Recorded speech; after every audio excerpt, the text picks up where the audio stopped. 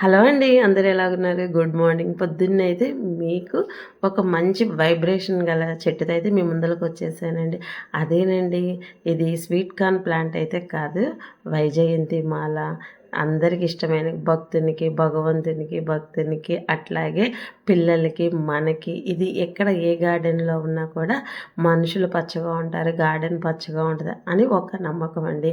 ఇదైతేనండి ఈ చెట్టు కృష్ణుడికి చాలా చాలా ఇష్టం అంట. అందుకని చూస్తున్నారు కదా ఎన్ని పూసలు అయితే మనకైతే వచ్చేసినాయి కదా. ఈ పూసలన్నీ పిల్లలకైతే నేను అంగన్వాడీ కేంద్రంలోని పిల్లలకైతే ఇచ్చేస్తానండి. ఇప్పుడైతేనండి ఈ ప్లాంట్లో ఒక ప్లాంట్ అయితే గోశాలకు వెళ్తుందనమాట. అందుకనే ఇంకా నేను ఆ ఎండిపోయిన గడ్డి మొత్తం తీసేసానండి. ఎందుకంటే మనం ఇచ్చేటప్పుడు ప్లాంట్ నీట్గా శుభ్రంగా ఇవ్వాలి కదా. అయితే మనం ఆ సీడ్స్ కోసం అని మనం చెట్టు కూడా దాంట్లో ఎండిపోతుందండి. అయినా పక్కన నుంచి అయితే మనకి చక్కగా ఇలా పిలకలు వస్తూనే ఉంటాయండి, ఇబ్బంది ఏం లేదు. మళ్ళీ ఒక 5-6 సీడ్స్ అయితే దాంట్లో వేసానండి. ఎవరైనా సరే మనకి అడిగినప్పుడు అలాగ పిలక పీకేసి ఇవ్వచ్చు అని. అయితేనండి చూస్తున్నారు కదా, పూస అయితే తయారైపోయింది. దానికి హోల్ కూడా ఉందండి.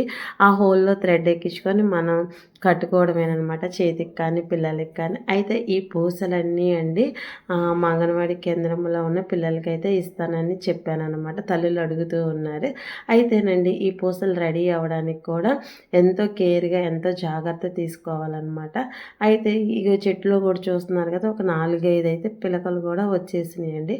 అయితే నేను ఆ పిలకలు ఏమి తీయట్లేదు, అలాగే చెట్టుతో అయితే ఇచ్చేస్తున్నాను. ఈ చెట్టు అండి కృష్ణుడికి చాలా ఇష్టం అంట. వెన్నపూస కానీ, నెమలి ఈక కానీ, ఈ వైజయంతి మాల ఇట్లాగని నాకు గుడిలో వాళ్ళు చెప్పారు. అయితేనండి ఫస్ట్ ఈ సీడ్ అయితే ఇలాగా పచ్చగా ఉంటుందండి. అంటే సీడ్ ఫామ్ అవుతుంది అనమాట, మనం కొయ్యకూడదండి. ఇట్లాగే చెట్టు అంతా నాకు పూసలతోనే ఉంది. తర్వాత అండి ఇట్లాగ తయారవుద్ది అనమాట. ఈ బ్లాక్ కలర్లోకి వస్తుందండి. పచ్చగా ఉన్న సీడ్ ఇలాగ బ్లాక్గా వస్తుంది. బ్లాక్ తర్వాత అండి మళ్ళీ ఇంకొక కలరు మారిద్ది అనమాట.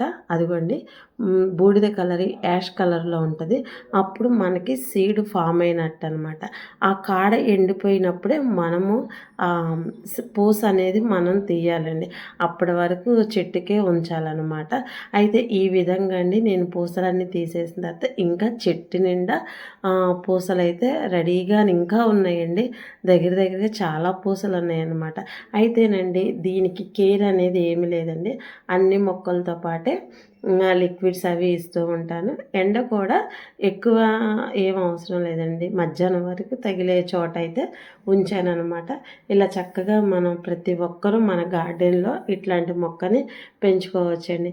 నాకు కూడా ఫస్ట్ వైజయంతి మాల గురించి అంతగా ఐడియా లేదండి. పూస వేసాను, రాలేదు అనుకున్నాను. కానీ ఒక 25-26 రోజులకు కానీ చిన్న మొలక కనిపించిందండి. ఫస్ట్ సారి ఏమో నేను అది గడ్డి అనుకుని పీకేసాను, నాకు ఐడియా లేదు, మర్చిపోయానండి. తర్వాత పీకినప్పుడు దాని వేరికి పూస ఉంది. అయ్యా అనుకొని ఇంక ఈసారి మళ్ళీ ఏం చేశానంటే అలా పూసలు వేసినప్పుడు అక్కడ గుర్తు పెట్టుకున్నానండి. ఆ విధంగా ఈ చెట్లను అయితే నేను బతికించుకున్నాను. చాలామందికి అయితే సీడ్స్ ఇచ్చాను, అంతకు ముందులో పిలకలు కూడా ఇచ్చానండి. అయితే మన ఇంకొక చోట మా మేడం గారు ఉంటారండి బెంగళూరులో. మా మేడం అయితే కాల్ చేసి సుకన్య నా కేసు ఉంచివా, రేపు మార్చిలో వస్తున్నాను తీసుకెళ్తానని చెప్పిందండి. అయితేనండి ఇంకా మొక్కల పని అయిపోయిన తర్వాత చూస్తున్నారు కదా, ఇది చక్రవర్తి తోటకూర అండి. ఎందుకంటే మన గార్డెన్లో ఆకుకూరలు అనేది పుష్కలంగా ఉంటాయి కదా. అయితేనండి ఇక పొద్దున్నే ఇంక ఈ పనులు అయితే చేసేసుకున్నాను. ఎప్పుడో 5:30కి లేస్తే కానీ నాకు ఇవన్నీ అవుతాయండి. ఏం లేదండి, ఈ చక్రవర్తి తోటకూరని మనం దేంట్లో అయిపోయినా పర్వాలేదు, ఇలా టబ్బు ఖాళీగా ఉంటుంది కదా, జామ చెట్టు టబ్బులు అయితే నేను ఇలా చక్కగా అవి వేసేసుకున్నానండి. ఇది చెట్టు బతికిన తర్వాత దానికి వచ్చే సీడ్స్తో పక్క నుంచి మనకి వస్తూనే ఉంటాయండి, ఇబ్బంది ఏమీ లేదనమాట. ఒక్క చెట్టు బతికినా చాలు. ఈ విధంగా అండి మన గార్డెన్లో కావాల్సిన ఆకుకూరలు కూడా మనమే తయారు చేసుకోవచ్చు. నచ్చితే కనుక ఒక లైక్ చేయండి, షేర్ చేయండి, సబ్స్క్రైబ్ చేయండి. సుకన్య